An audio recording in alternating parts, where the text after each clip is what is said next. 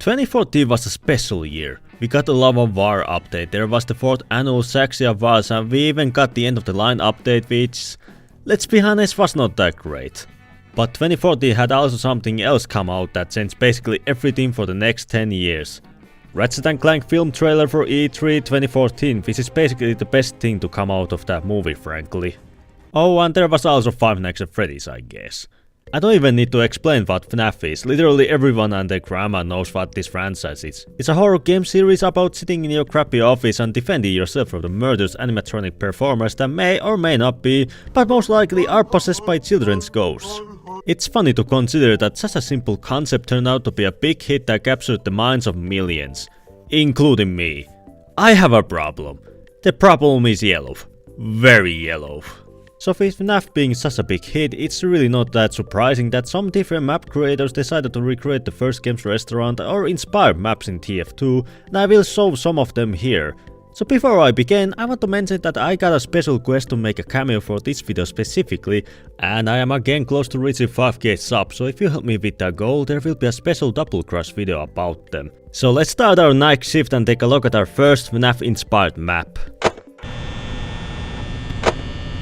What's the matter, you freaking stupid? Incoming!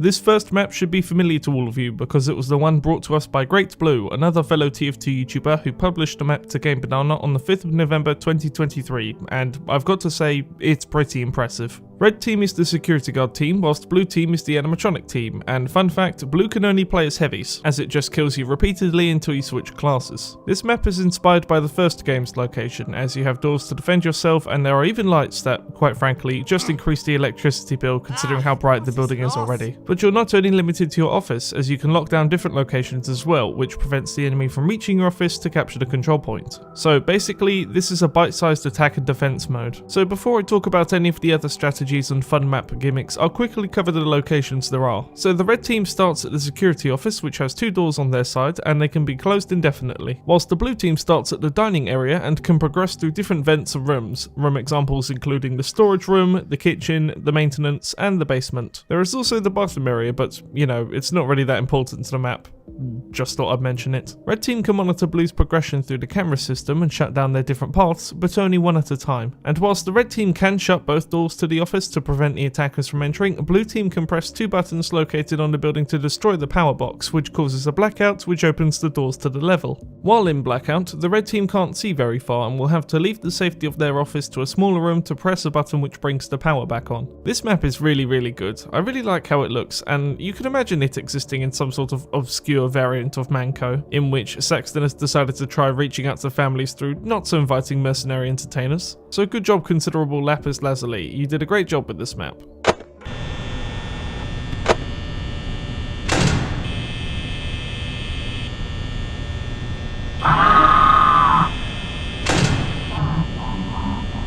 Dominated, fat man!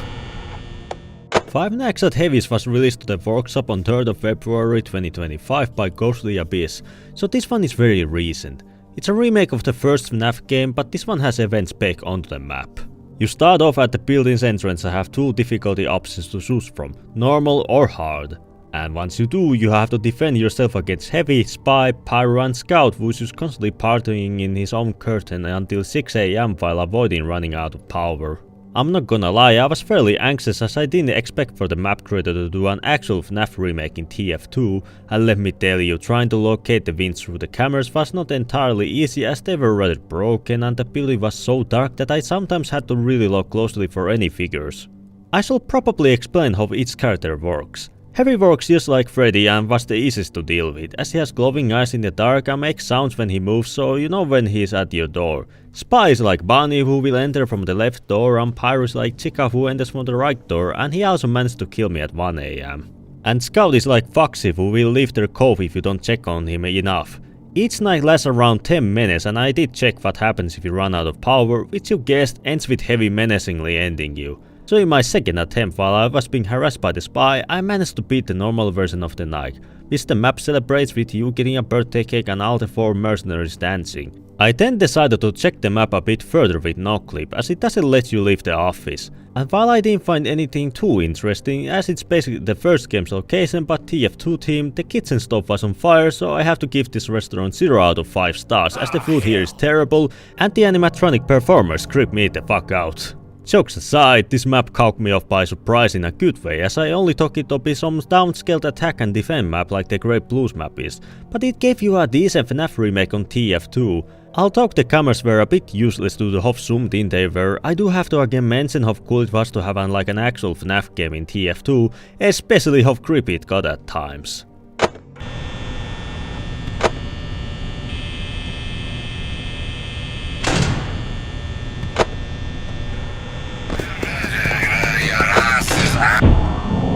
Just a dead little jackrabbit.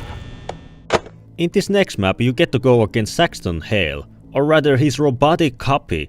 Hale Pizza was released to the workshop on 17th of September 2024 by ZombiePig414 and Heppens, and we got some lore as well.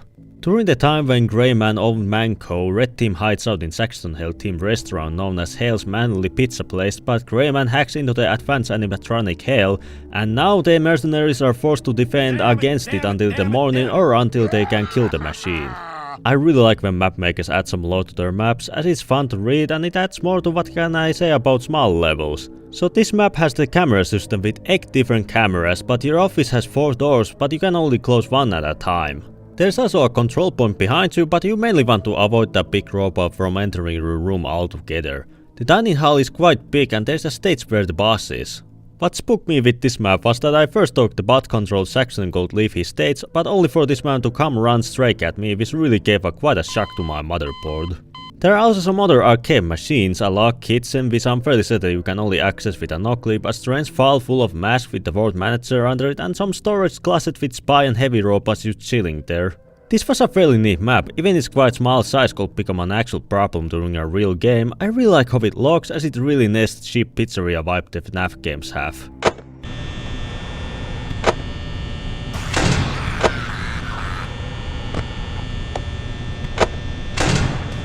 You should ought to brought more guns, son. For our final map of this video, I wish to talk about probably the first FNAF themed level in TF2. 5 Rounds at Freddy's was published to the workshop 3rd of June 2015, so almost a year later when FNAF 1 came out and a month before FNAF 4 did. And the creator's name should be familiar to most of you, as it's no other than Glubable, the owner of at the time most popular Slender Fortress server. This map is a recreation of the first game's location and is made for the Slender Fortress game mode, which by the way I have made a video on, which you also check out as it's a fairly good video and I'm totally not salty because it got demonetized. So the red team are the survivors and start at the office while listening to Golden Freddy ramble on the phone, and after the call ends the doors open and now we are able to free roam the building.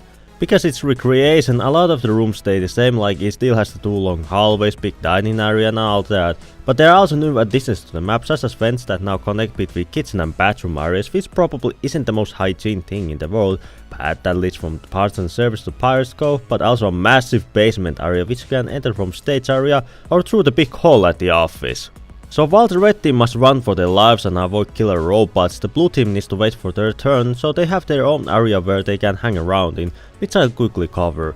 They got a platforming course where at the end can find a jukebox that plays music and PvP arena where they can check it out and see who can survive 5 nights at Freddy's. Oh brother, this guy stinks! Aside from that pun, this is a very nostalgic map that will also turn 10 years old this year, which just makes me feel old. I really like how accurately it recreates the building from the OG game while adding some new additions to help you better survive the robots chasing after you. I also really like how this map is a time capsule to the time when FNAF was just starting out, as you can see with the outdated animatronic models around the level. I would really like to be able to play this on an actual Slender game someday. And that's all the maps for this time around. I really enjoyed my time with these levels as they were really well done, and I generally like FNAF team levels. I kind of just enjoy the idea of sitting in an office and closing down doors while defending against killer robots, which I guess use tickets the special autism area of my CPU. I also have a small dream about owning my own restaurant where I could have my own animatronic performers, which I have to thank FNAF for giving me that idea. I really doubt I will be able to achieve such a feat, but you know, just thought it will be a fun thing to add here. I do have to say, if this video does well, I will be open to doing another video covering more maps, as there were a lot of them, which will be really cool to cover as well.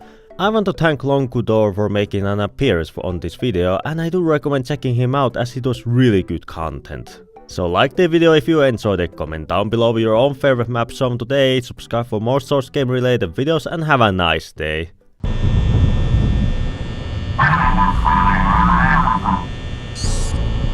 Come get some, you freaking wuss!